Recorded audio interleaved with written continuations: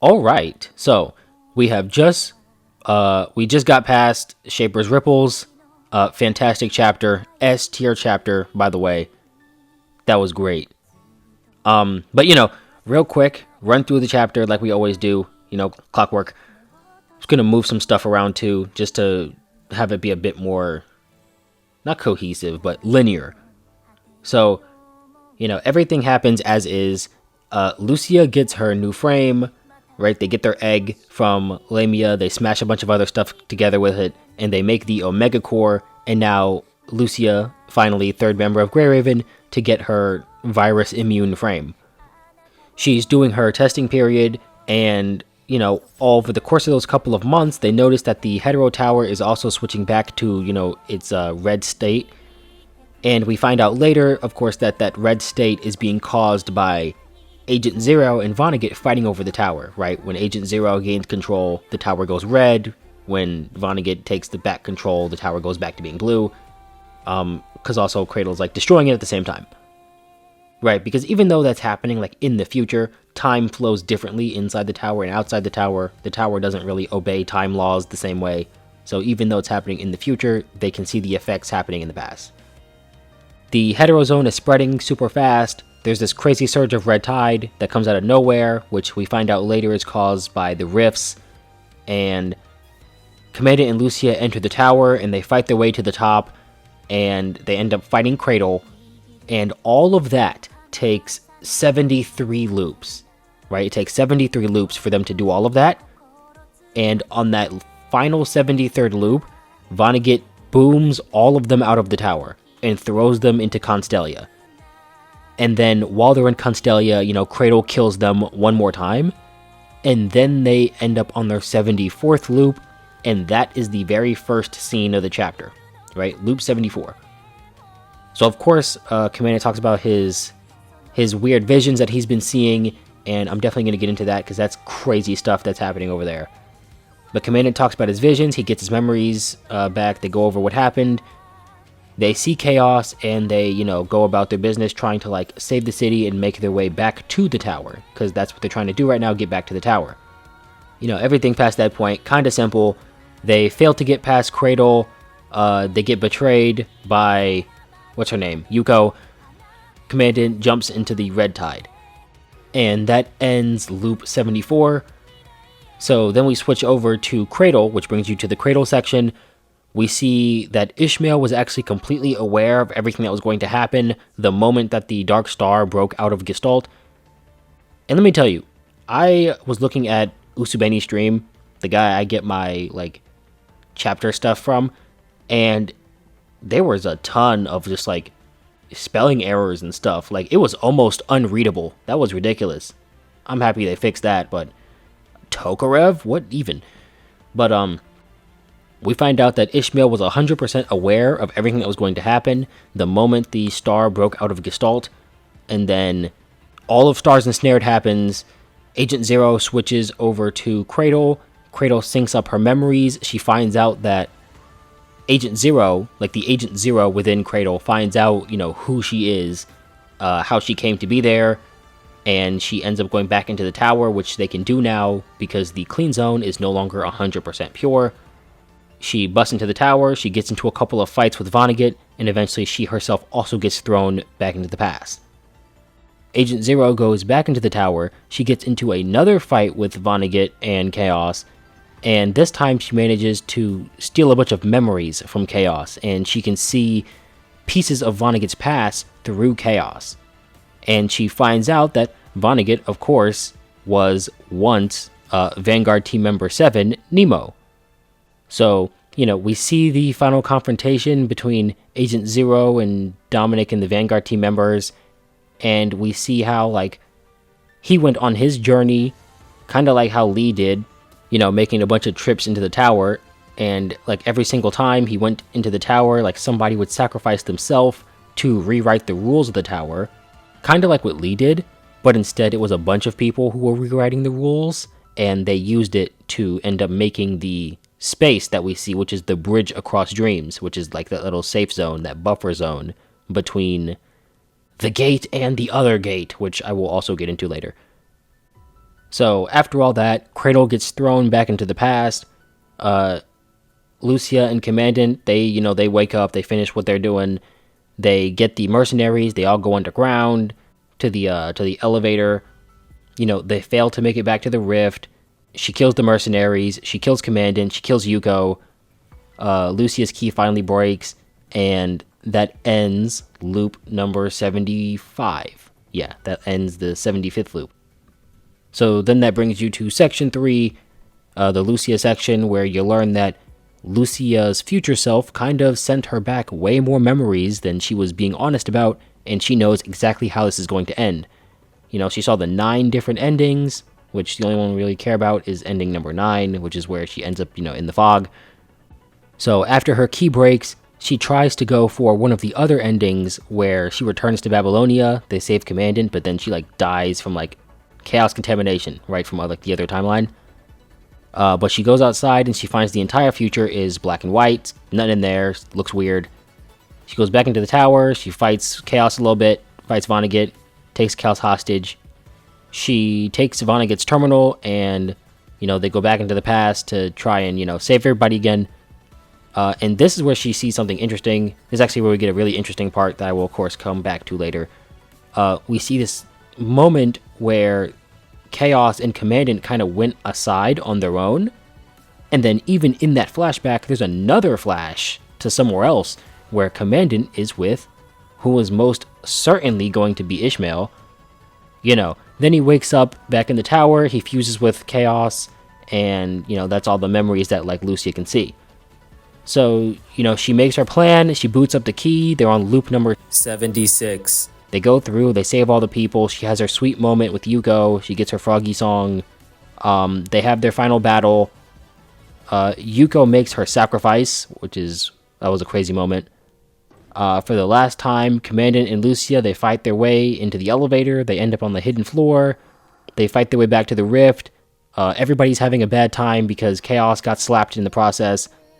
And now there's no one left who can stop Cradle. Cradle takes over the core. Lucia melts it down. Cradle gets mad. She gets thrown into the rift. Commandant finally decides he's going to just merge with Chaos and fix everything. Lucia tells him, that's not it, Chief. And she does, ending 9, which is, fighting in the rift. Fighting in the fog, not the rift, in the fog. Yeah, defending the rift, falling into the fog. There we go. And that brings us into section 4, the Vonnegut section, right? You see yourself as Nemo, right, a little bit. Then you see a little bit about Kilgore Trout. You see how they met each other, how they merged, and, what Vonnegut was doing until, the point where they get to now, which is, after Constelia. Commandant wakes up, he gets a massive exposition dump, and they end up making a deal. He goes back in the tower, he frees Lucia, and then, they have the boss rush, right? You fight Cradle, you beat her up, Chaos becomes the new Agent Zero, right? You beat up Vonnegut until you walk outside, and then you realize, wow, everything sucks out here, even worse. Lucia ends up face down in the mud, and it looks like Emma is now the team captain of Grey Raven. Let's go. Alright, so, starting off with Commandant. Commandant's having his dream, and you see Ishmael pops up in there, Chaos is in there, and Ishmael says, are you sure, what, oh, well, actually, let me just look what she says exactly, right? It says, is all that's left here just a projection, just like me? And I think that sounds kind of crazy, does that not sound like she's trying to insinuate that Commandant might be an observer, like she is? Is that what that's trying to say? I don't know whether or not we found this out already, or whether or not I said this already, but I am fairly certain that Ishmael is in a higher dimension, and she's projecting copies of herself into lower dimensions.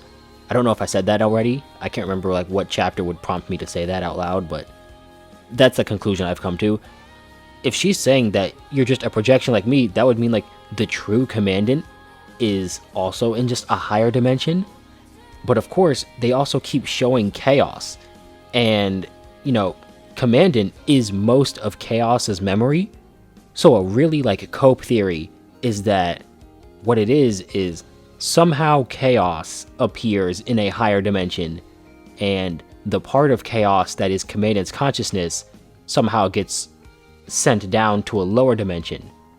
What that actually means, I have no idea.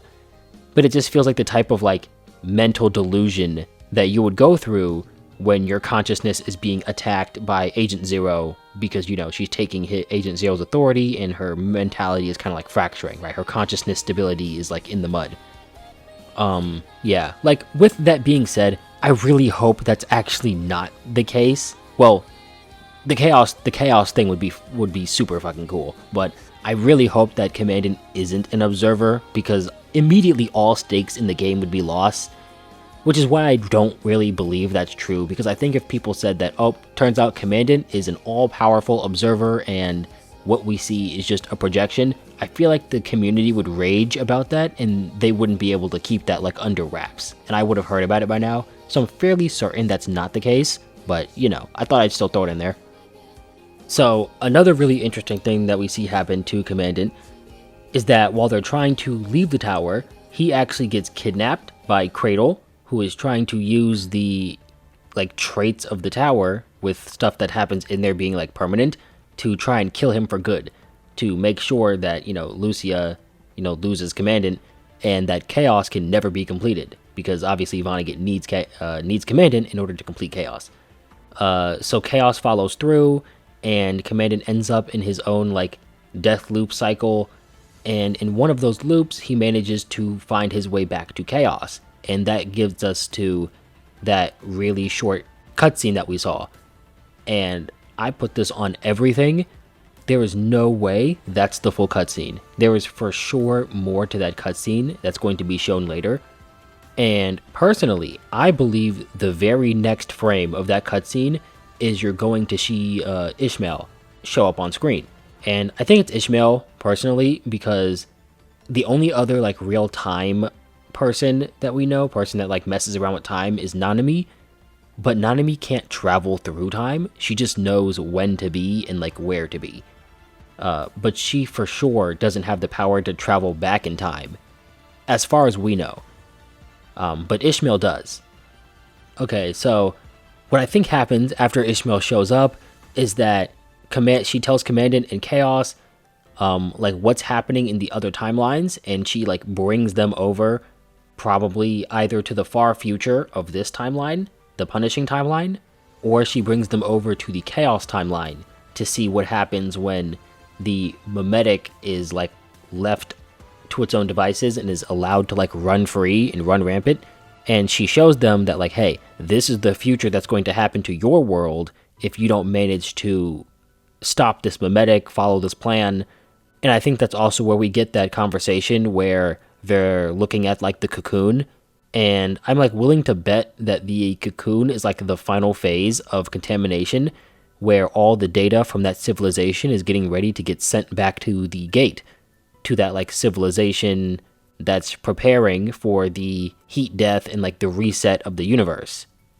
So yeah, I believe that Ishmael gave them like the outline to say this is what you need to do in order to prevent all of this from happening.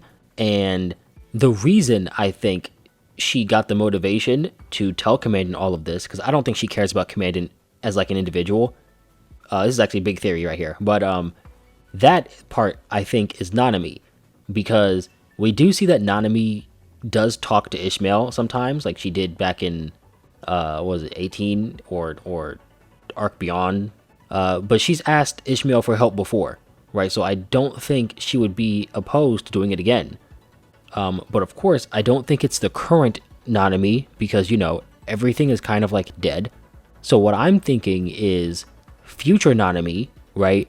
The one from Gestalt's 30,000 year plan, right? Because Ishmael can travel to other timelines and deep into the future. Ishmael ends up in that far future with like true Sage Machina Nanami, and she tells Ishmael, hey, I hate it here, it kind of sucks. I need you to go back in time and help the future not end up this way. And that's probably what like To the Galaxies is going to be about. Maybe coping, but so then of course they get thrown back into the tower, and that's why he shows up with Chaos and tells Lucia, you need to team up with Vonnegut because we just went on this big journey and we saw what happened, and it's gonna suck. Team up with Vonnegut, Cradle needs to die. Yeah, but of course he can't remember any of this, because after that they had to do a bunch of resets, and now his brain is all mushy. Okay, so moving on to Cradle, Agent Zero, that's the next person I have written down. We find out that Agent Zero came from the Chaos Contamination timeline, right? So Contamination Agent Zero manages to flee her original timeline and appear in the Punishing timeline. But because Lee rewrote the core, as soon as she showed up, the core hit her with one of those blue beams of death and destruction, and all the rest of her fell into the Red Tide. So now she's just like another one of those personalities inside the Red Tide who gets absorbed by the hetero creature who would grow up to become Cradle. And I really like how the chapter gives a distinction between Agent Zero and Cradle. It's crazy to say this, but like, Cradle wasn't that bad. Oh, hell no! Hell no! Cradle was fairly reasonable. They make it clear in the chapter that Cradle herself doesn't actually like actively hate humanity. She just wanted to make her own civilization. It's just that her civilization is incompatible with humanity, right? She just understands that to make a civilization, the old one has to go somewhere, right? They can't be here. We can't have two of us in the same place. But she isn't actively just like, oh, I want to destroy humanity just because. But yeah, so Cradle goes and does all of her stuff, and then after Stars Ensnared, Agent Zero, the Punishing Timeline's Agent Zero, transfers into Cradle, and now you have a fully functioning Agent Zero, and her consciousness slowly takes over Cradle and suppresses Cradle, and now Cradle is essentially being like brainwashed and controlled by the Agent Zero from the Punishing Timeline, which is why she suddenly gets really hostile, and she's like, I'm here to just kill humanity just for the sake of killing humanity, you guys gotta go. And then another interesting thing we hear about Cradle, we see that Chaos Agent Zero also had a personality and was confused by it the same way that our Agent Zero was confused why she had a personality. And we find out that both of them were because of Dominic. One of them was because of Vanguard Dominic, the other one was because of Gestalt Dominic. This is kind of like, I'm starting to hit this point, I'll say it now, but I'm getting to the point where I believe Dominic is not important. Boy, I don't know if that take is spicy or not, but I'm starting to believe Dominic isn't actually relevant. He's just a universal constant. Certain things have to happen, and Dominic is just one of them. But everything else, like specifics, irrelevant. It's a constant in the universe that the civilization will invent 0-point energy. It's a constant that there will be a person named Dominic, and it's a constant that Dominic will just vanish. How he vanishes, why he vanishes, where he goes, nothing matters. Just that has to happen. The same way that it appears to be a constant that because of Dominic, Agent Zero will have a personality. Certain things just have to happen just because, right? Just because MacGuffin, like plot device. After that point, they don't really matter. Agent Zero highlights this and even talks about how, oh, that's weird. All of these things are similar between the two timelines, but this is the only world that had a gatekeeper, right? Where Ishmael was watching the gate. Let's see. The biggest thing about Lucia is just kind of the fact that, she dies, rest in peace, you will be missed. If I had a nickel for every time Lucia sacrificed herself for Commandant, I'd have 2 nickels, which isn't a lot, but it's weird it happened twice. Vonnegut is very interesting. No, you know what? You know what makes me very angry? My Vonnegut stocks are in the mud. I am upset. You all sat there and watched me be convinced that Vonnegut was a clone for like 5 chapters. All while you were knowing that, nah, he wasn't a clone. He's gonna look so stupid when he finishes Shaper's Ripples. Fuck you guys. That's ridiculous. But I'm definitely gonna get on that when I get down to the Nemo and Trout stuff. Anyway, but he loops whenever his plans fail. I feel like I called that a while ago. I feel like that was pretty obvious. But one of the craziest things we hear about Vonnegut is his true plan. And he's got like, I think it's 2. Yeah, 2. He's got 2 main objectives with his plan. First, he wants unrestricted time manipulation. And 2, he He wants to prevent Agent Zero from completing her mission. Why he would want unrestricted time manipulation, I think that goes back into like his Nemo personality, because he says that the people from the other timeline aren't exactly dead, right? And he wants to give them a peaceful end, right? They're not exactly gone. They're in a frozen state of like half death. And I think that's kind of what's happening in the black and white future that like Lucia saw. I think that's the same future, of course, that's happening in the Chaos timeline, and he's trying to find a way to stop it, or he wants to have that unrestricted time manipulation so he can go back to a previous layer and maybe prevent it from happening altogether. And that's like the Nemo side of him, because, you know, even when we were going through the Bridge Across Dreams and looking into his memories, they were all talking about Nemo, go find a way to save the world, don't worry about us. And even though he's saying don't worry about us, he's saying I don't care, I'm going to save you all, you're my world, that's my world, and I'm going to try and save it. As for Agent Zero, I think her mission is fairly obvious. She just wants to harvest civilizations, and he just wants to prevent that from happening, because he also calls it a personal vendetta. So it's probably like a, you destroyed my timeline, I hate you, I'm not going to let you destroy any other timelines. He also says that when push comes to shove, he has the ability to escape the repercussions of like Agent Zero gaining the core and gaining control of the tower. Probably just means that he can evacuate to another timeline, you know, the same way he did with Nemo evacuating from the Chaos timeline to the Punishing timeline. I don't think there's anything that's crazy that's going to come of that. Next, we have Chaos, and Chaos doesn't do very much in the chapter. Like, obviously, she fights against Cradle and stuff, but I think the interesting part about Cradle is we find, like, a little bit of Cradle's, like, not Cradle's, man. We find a little bit more about, like, Chaos's thought process throughout the chapter. We get a little bit of insight into how Chaos thinks. Dude, it must really suck being Chaos. Because remember, Chaos is made with Clone Mandan's consciousness. Exactly 80%, that's the number they give in the chapter. But most of Chaos is Commandant, who died during Cradle Parade, thinking he was the original. So then that Commandant wakes up in Chaos's body, now not only knowing that he wasn't the original, but that everyone else didn't even know he existed, and now Lucia, the person he's supposed to care for the most in the world, hates him because he is now a hetero creature working for Vonnegut, who is the source of all of the stuff that's happening right now. That must be torture, agony, pain. So all throughout the chapter, any chance Chaos gets, she's like, I hate you. I wish I could kill you, but unfortunately we have bigger problems right now. You know, she is more than happy to, at the end of the chapter, tell Vonnegut, hey man, time's up, you're gonna have to suffer a little bit longer, get inside my head real quick, and like absorbs him. I'm pretty sure she was real happy about that, like a little act of revenge at the end there. So the next person I had written down was Trout. He had his mind data fused with Nemo, and this part actually throws me for a loop. He's actually just a random. He's literally just a dude. That's so crazy. I am so mad.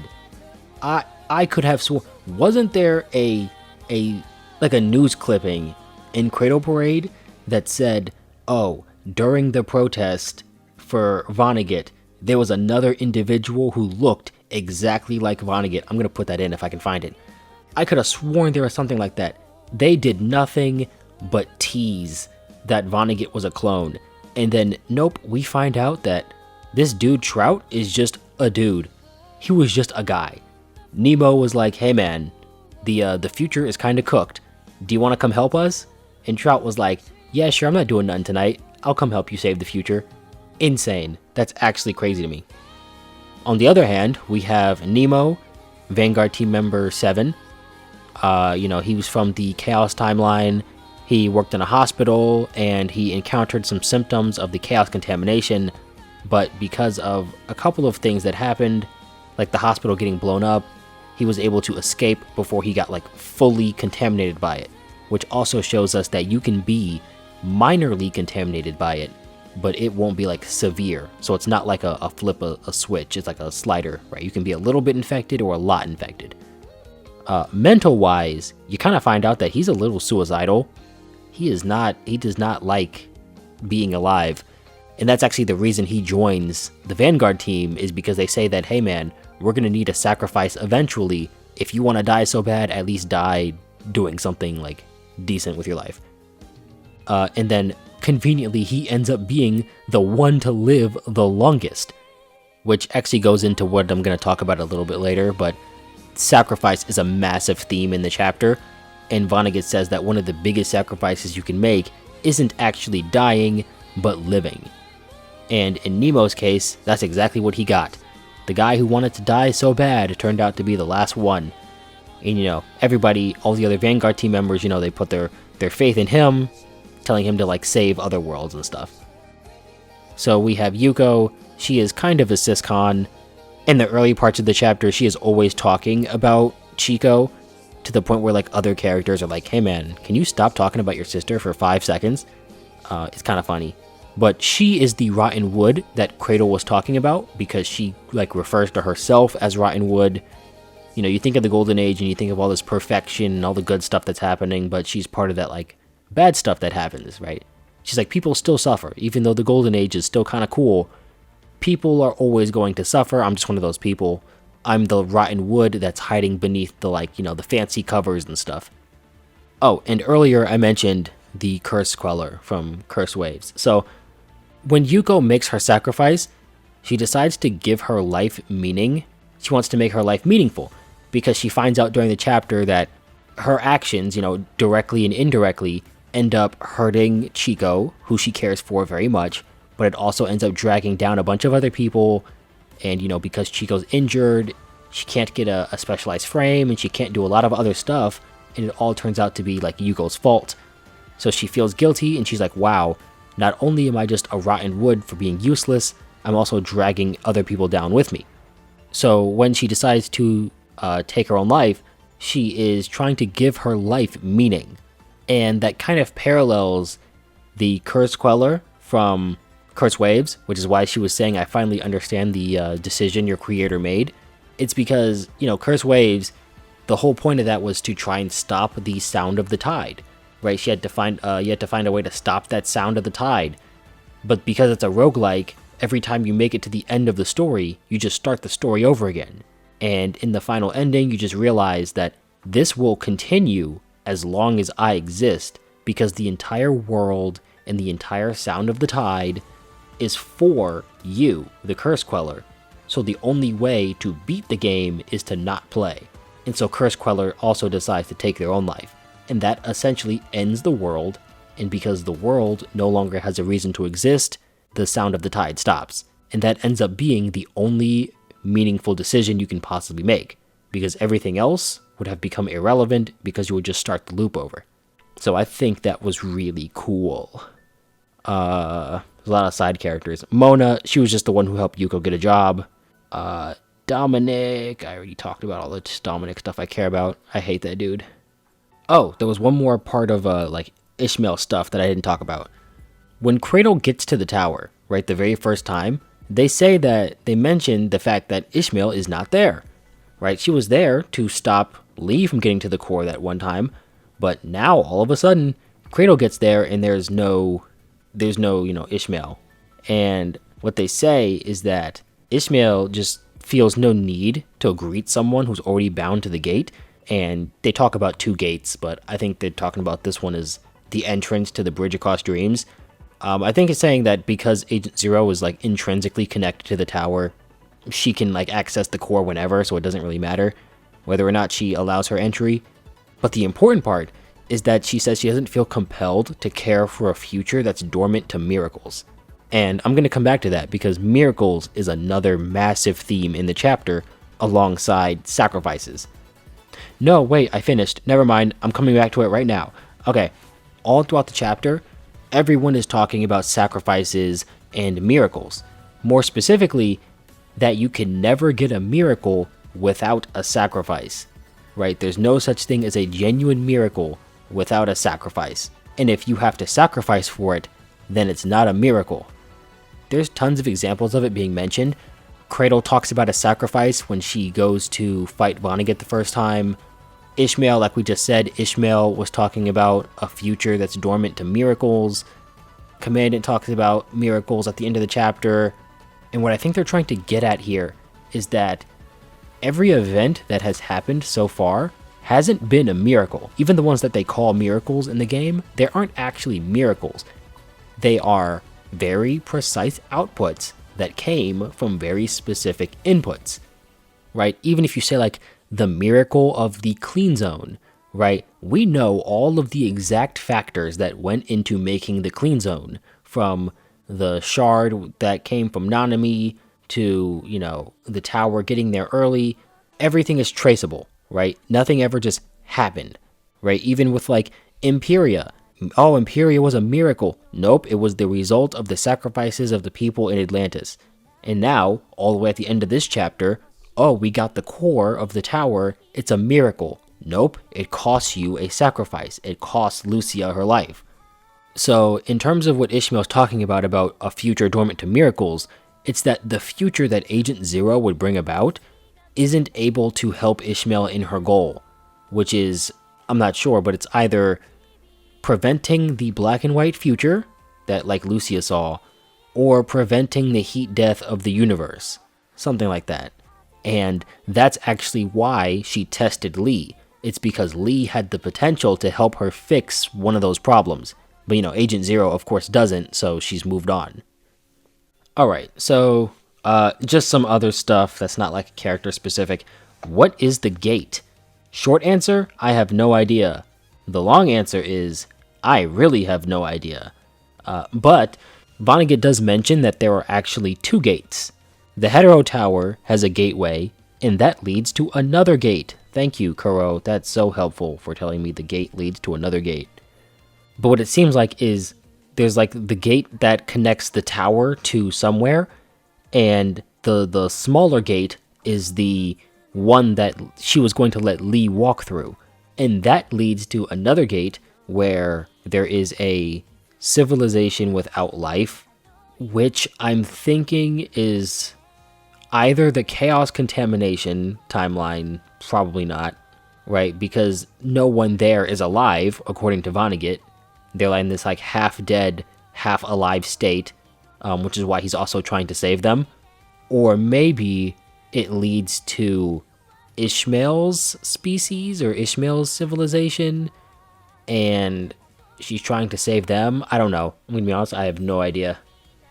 But apparently, these no-life civilizations are the actual ones who are trying to test all of these smaller civilizations to determine like who's worthy.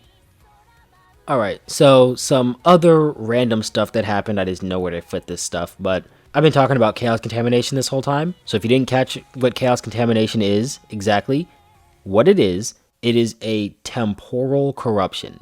And what it does is it locks your ending into a particular ending, which usually ends up being death, or you cause an accident that causes the chaos contamination to spread further. And the way the contamination actually spreads is that when you change somebody's life through time travel. So that's how it would spread. So say that you are an infected person, you're infected, you go back in time, and you crash a car into a McDonald's. Normally, you wouldn't have crashed a car into that McDonald's, but you went back in time, you did it, and now all the people who had their life changed by you crashing that car into that McDonald's are now infected with chaos contamination. So now they will also either just die, or they will cause another accident that will impact other people, which will cause them to get infected, and so on and so forth. So it spread like crazy fast. And, like they said in the chapter, Lucia and Commandant were also infected by chaos contamination a little bit. That's why all of their attempts to do anything always failed in the end, and they always died. Another interesting thing that happens is that Commandant actually drops their key into the red tide, and I don't know if this will ever become relevant, But the way they talk about it, they compare it to a cocoon, right? They say, oh, the threads of data wrap around the key like a cocoon, and that just made me think of the cocoon that, Ishmael was talking about that they saw in that future. And I don't know if they're related. Maybe the data that the key absorbed was from Ishmael. Maybe that data was like the secret code she was giving them to help on the next leg of their journey, maybe? I don't know how I didn't think about this till now. Time travel in the tower. The whole chapter is about time travel. So there's two different ways. There's actually two different ways that time travel works in the tower. You have looping, and then you have the layers in the tower. So looping, super simple. You just send your memories back in time. So then you start off from, wherever you start off from with all the memories you had of your future. So you can just not make the same mistake twice. Super simple. Layers, however, is also really simple, but it's slightly less simple, but it's still simple. They're basically like world lines. It's just that Vonnegut chooses not to call them world lines because there's one fairly decently sized difference. It's the fact that changes made through the tower will persist, and they always form a foundation for the next future. And I feel like the way you can determine whether or not you did a layer future change or a loop future change is whether or not your body went back in time. So if your body went back in time and you changed something, then that's a new layer. But if you just sent your memories back in time, that's a loop. Right? Very simple. Let's say you have a bed and then you go into the hetero tower and then you travel back in time and you destroy your bed. When you leave the tower, there will no longer be a bed. The entire world reset, and you are now in a future where that bed never existed. So it's kind of like how I like to think about it. Or kind of like how in a video game, you can start off at a checkpoint. Everything remains the same. You just start off from a checkpoint and you continue forward with the knowledge that you had when you passed the checkpoint. Or you can start the entire game over again. Except it's on New Game Plus, so you get to keep all your items and gear and stuff. So that all the stuff you did in the previous game still matters, because you keep all your stuff, but you are starting the game over. What's crazy is we also see the difference in the timelines between the punishing timeline and the chaos timeline. The punishing timeline got their memetic contamination super early.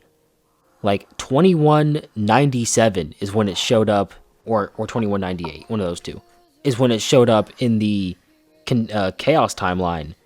But it showed up 30 years earlier in the punishing timeline. I'm thinking that might also be maybe a result of that thing that came off the cocoon, maybe? I don't know. I'm gonna be honest with you, I have no idea. What else? What else do I have? That's really everything I wanted to cover for all of these parts. For all of these parts, that's really everything I wanted to cover. Okay, but now we got the fun part, which is where do I think we go next? Of course, the next chapter is To the Galaxies, right? Nanami chapter. So what I think is going to happen is we are actually going to pick up with Sage Machina.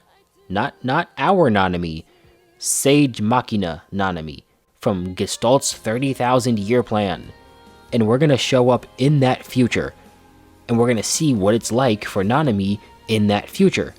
And Ishmael is also going to be in that future, and she's going to be like, so this is what happened to you awakened machines who inherited Earth's civilization. Nanami is going to essentially convince Ishmael, hey, this is not right. Humanity should be here. You need to go back and help them. And I don't know what else she's going to do for the rest of the chapter, because I feel like that'll get taken care of fairly quickly. But that's what's going to happen in that chapter, right? So the machines, they're off in space. They're off in space, or they control the planet. They convince Ishmael, hey, go back in time. Ishmael agrees. And then that takes us into Wither to Shine. So I think the first half of Wither to Shine is going to be what happens after the cutscene with Chaos and Commandant, the really short cutscene. The first half of Wither to Shine is going to be them going to the Chaos timeline, seeing what happened, and forming the plan to fix everything, which is essentially just like, hey, everything's going to get much worse before it gets better. So then we're going to find out that everything that's happened after this point has been part of the plan. They went back to the tower and they took the core. And the reason that taking the core was part of their plan was because you need both Agent Zero and the core to go back to a previous lair. And the reason they took the core is so that when Chaos loses herself to Agent Zero, she doesn't have the core, so she can't go back in time. And that prevents her from going back to like the start of the outbreak or something and destroying the world.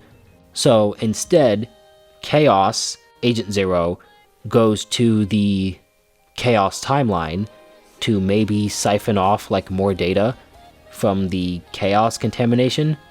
I don't know, but for whatever reason, she goes back over to the Chaos timeline. I think what happens is, now that they have the core, Commandant teams up with maybe Nanami and Ishmael, and they also go over to the Chaos timeline. They slap some sense into Chaos, and then they give her the core, and Chaos uses that to reset the timeline. She does it to travel to the previous layer of the Chaos timeline, all the way down to when Agent Zero first appeared. So then they stop Agent Zero from appearing in the first place. And because there's no Agent Zero who descends, there's no Mimetic, there's no Hetero Tower. See, and that solves everybody's problem. Because Vonnegut wanted to save all the people in his timeline, and now they're all saved because there is no Hetero Tower anymore, because Agent Zero never showed up. Now there's never a Hetero Tower that appears in the Punishing timeline, which means all of that is completely solved. No more Hetero Tower issues, and then that is how this entire arc ends. And because they make that change with the Hetero Tower's core, that creates a new layer, which is the new future, the new arc, where there is no Hetero Tower, and everybody is slightly happier because there's no timey-wimey stuff that's threatening to erase you from existence. That is my current theory about what is about to happen. Let's see. Anything else in the chapter? Well, the gameplay sections of the chapter were actually fantastic. I loved them so much. They were actually so fun. I liked being able to explore the city. That was super cool. You also get to see what Constellia could have been, and it looks real different from the Constellia we have now. Overall, yeah, I think that's about all I really have to say about it. It was an extremely fun chapter, but you can kind of tell that it's a setup chapter. I know, setup chapter because we got the trilogy, obviously, 31 and 33. So I can't really wait. I can't wait to find out what happens next. It's going to be so cool. But the gameplay sections were super cool. I really like being able to explore the city and stuff and look around. The scenes were really nice. My phone was exploding. Vonnegut was whooping me. I don't know why he was sitting here acting like he couldn't fight. All that proves is that he was going so easy on everyone. Can Vonnegut go back to when all he did is throw shields at people? Nope, turns out he can go Super Saiyan, and he has the Vegito sword. Fantastic. No, but that was a fun fight. Surprisingly, the Vonnegut fight lagged less than the Cradle fight. That's just because my phone is old, but that was weird to me. I was like, wow, the guy with the more particle effects had the smoother fight. Weird.